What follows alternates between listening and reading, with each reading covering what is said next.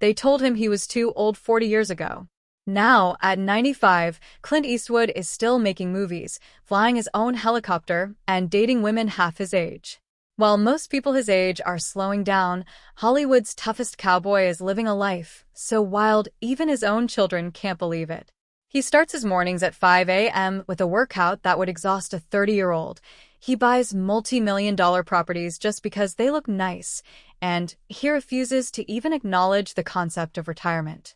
Today on Royal Time of Hollywood, we are diving deep into the legend of Samson, the man who swam through shark-infested waters, stared down studio executives, and built an empire out of silence and a squint. The myth of the rugged upbringing. Clint Eastwood wasn't supposed to be a legend, but everything about his entry into the world was oversized. Born on May 31, 1930, he weighed over 11 pounds, so large the nurses nicknamed him Samson. While his man-with-no-name persona suggests a hardscrabble, blue-collar background, the truth is quite different. Clint was born into privilege in Piedmont, California. His family had 2 cars, a swimming pool, and a country club membership. His mother could even trace their lineage back to the Mayflower.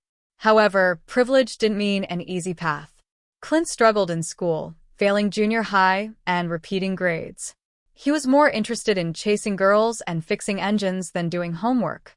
But there was a hidden artist inside. He could play the piano like a professional, practicing until his fingers hurt. This dedication to music would later allow him to compose the haunting scores for his own award-winning films. The survival instinct, sharks, and near death. Before he ever stepped onto a film set, Clint lived a life of real-world danger. He worked as a logger in Oregon, a job where one slip meant death. In 1951, while serving in the Army, he was in a Navy aircraft that crashed into the Pacific near Point Reyes. Clint had to swim over 2 miles through freezing, shark-infested waters to reach the shore. He later called it stark terror. Decades later, when filming the cold water scenes in Escape from Alcatraz, he didn't need to act. He simply remembered the feeling of those sharks circling in the dark. The rejection that fueled a fire. Clint's acting career started with a whimper. In 1955, he had a tiny role in Revenge of the Creature.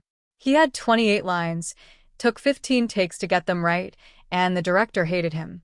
Universal Pictures eventually dropped his contract after 18 months. Their reasons? His Adam's apple was too big, his speech was too slow, and he had a chipped tooth. He stood in the parking lot with another rejected actor, Burt Reynolds. Reynolds joked, "You're screwed, Clint. I can learn to act, but you can't lose that Adam's apple." Clint didn't fix the tooth or speed up his speech. He leaned into them. If you're enjoying this video, make sure to check out the other stories and shocking updates on our channel. We've covered many incredible celebrity journeys, tragic endings, and untold Hollywood secrets that you don't want to miss. Binge watch our previous videos to discover more surprising facts, emotional stories, and where your favorite stars are today. Your support helps us bring you more powerful content like this, so don't forget to explore, watch more, and stay tuned for the next video. Rawhide and the Rise of the Anti-Hero. Pure chance led to his big break. A CBS executive spotted him in a studio cafeteria and was struck by his height and rugged look. This led to the role of Rowdy Yates in Rawhide. Though he became a household name, Clint hated the character, finding him too immature. But the show was a juggernaut, and Clint's salary eventually skyrocketed to $119,000 per episode. Despite the success, he was known for being late. Directors wouldn't even put him in the first scene of the day because they knew he wouldn't show up for at least 30 minutes. The spaghetti Western Revolution. Bored with TV, Clint took a gamble on a low-budget Italian Western being filmed in Spain by an unknown director named Sergio Leone. Leone couldn't afford big stars like Henry Fonda, so he settled for Clint. Clint created the man-with-no-name look himself. He bought black Levis and roughed them up, reused his rawhide boots, and found a poncho in a random shop. He decided the character should rarely speak. The more you say, the less powerful you are, he reasoned. The critics hated it. They called the films cheap and dopey.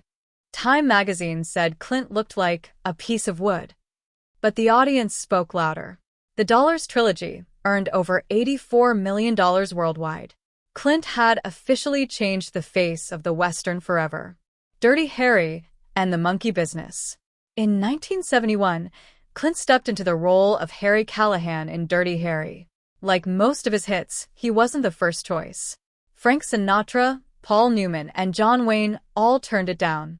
Clint took it, brought in his own production company, Malpaso, and created a cultural phenomenon. Then, he shocked everyone by starring in a comedy with an orangutan named Clyde in Every Which Way But Loose. Critics said it would ruin him.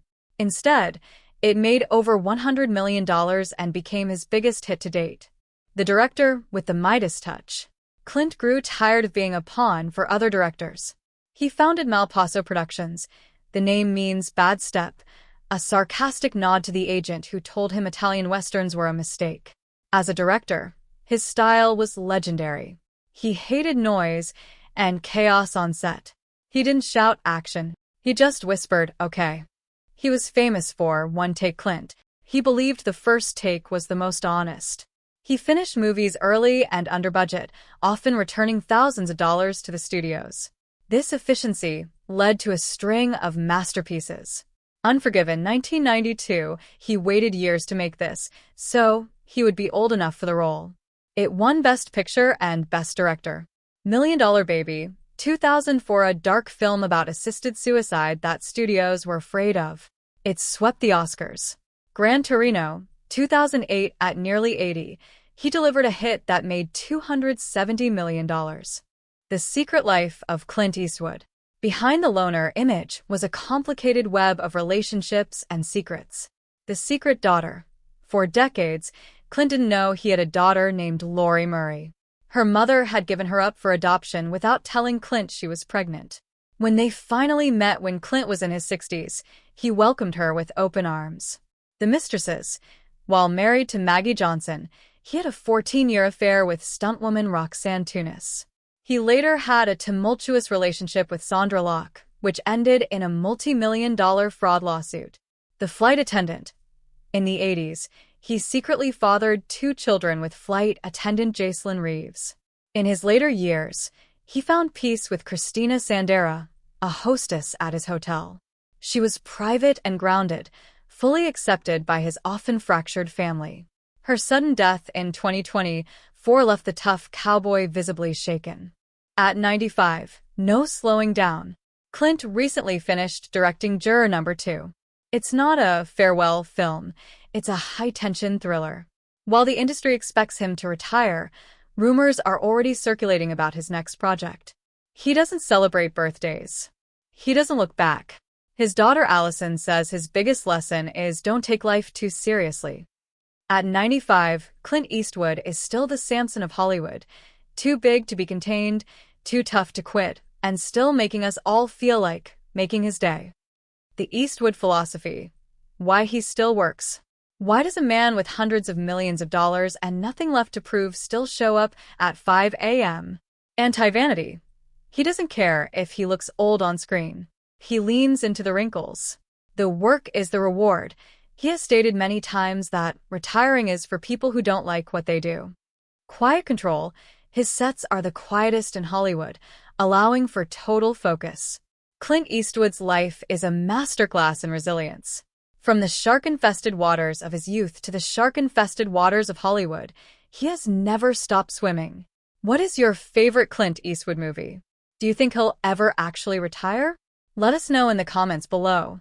And if you want more deep dives into the legends of the silver screen, like this video and subscribe to Royal Time of Hollywood. Hit that bell notification so you never miss a story.